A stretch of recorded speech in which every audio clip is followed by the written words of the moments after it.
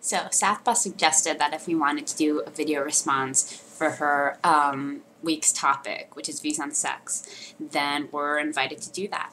And I found that invitation really exciting, especially for this topic, because I feel that being asexual, I feel that it has kind of freed me from being embarrassed over sexual topics. So, like I find myself joking about sex and about sexuality a lot, and I've actually had this talk with a friend of mine who is also like sort of demisexual, sort of asexual, sort of something in between, and like we're always being criticized, both of us, for having like really dirty minds, and always like having dirty comments, and people are like, dude, aren't you supposed to be asexual or something? And I think that asexuality has given me confidence. Like I'm not afraid of, needing to want sex. So I'm sort of freed of that thought. And since I'm not pressured into wanting sex because, hey, I'm asexual, it's completely fine that I'm not, interested in pursuing sexual activities. Then if you take out that sort of frightening context of having to do something that you're not interested in, then sex can be something really funny. Like it's something that most of the world does, and I mean, get real, it's a really weird position to be in. Like I always tell people that, you know what, I really, really accept the fact that this is what makes your body happy. Like, go for it. If that's what's good for you, awesome. But you have to admit that it's really weird. You're naked and, like, bumping into each other. I'm sorry, that's weird.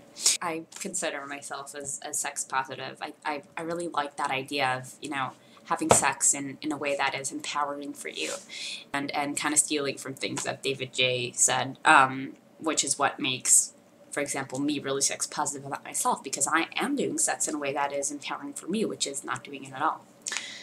And in general, I was exposed to the subject of sex positivity only maybe a year ago, maybe a little more, when I was talking to David J. a bit about visibility in Israel and about allies.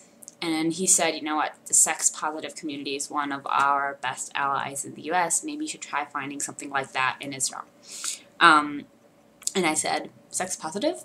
Question mark. What is that?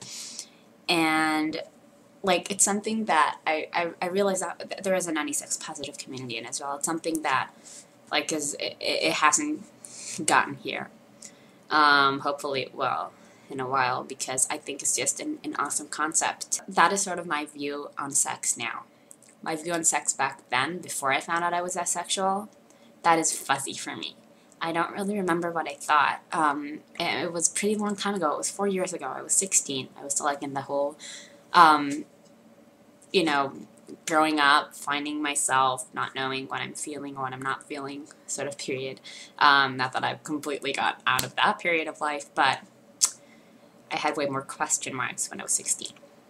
And I don't really remember what my views on sex were. I think that it's hard for me to not connect that to my views over relationships. And I think that when I was 16, I was a huge believer of, like, finding someone that you'll fall madly in love with, and you'll have an awesome romantic and sexual relationship with. And that is really not what I believe now, but that's a different subject for a different time. I think I just really didn't think too much about sex. I assumed that, once I fall in love with someone and I'll be in a relationship with him, it's just something that I'll, magically want then.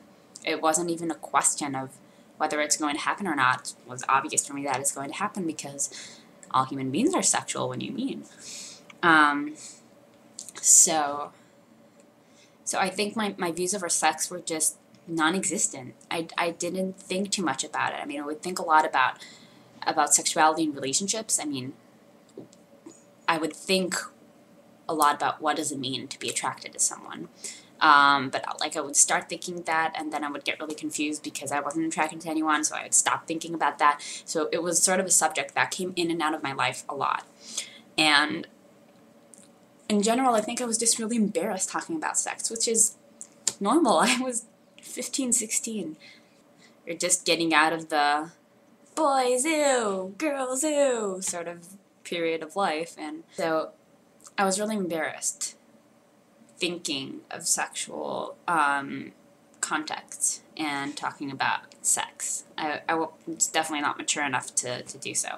Okay, what I mean is I think that my views over sexuality and over sex has really changed over the years, partly because I'm asexual, but mainly because I've matured, and I find it way more easy to talk about sexual things now. Also, I think that my views over sex have really changed due to visibility work. Because I do visibility work, I had to train myself to feel comfortable talking about embarrassing sexual situations. No one finds it really comfortable talking about, what he does enjoy sexually and how, and does he masturbate or not. I don't find it enjoyable talking about it, but I had to teach myself how to do so. I got the opportunity to talk to a lot of people over these subjects. That was my training. I would talk to people over things I found embarrassing to train myself to feel better talking about it. So I would talk with a lot of people about sexual activities, and also a lot about sexual activities that they would do and why did that make them feel good and what did they feel during that. It's something that really interests me. And while I was doing that, I got to have a really wide perspective of a lot of people over sex, over their own sexual activities, and over what they think of other people's sex life. So I got a really broad perspective. And I think that during that learning experience, that training experience, I sort of picked up approaches that I found I identified with. And one of those approaches, by the way, was sex positivity. So today my views over sex are really, positive and also confused. Again, going back to that, you're fucking naked and bumping into each other. But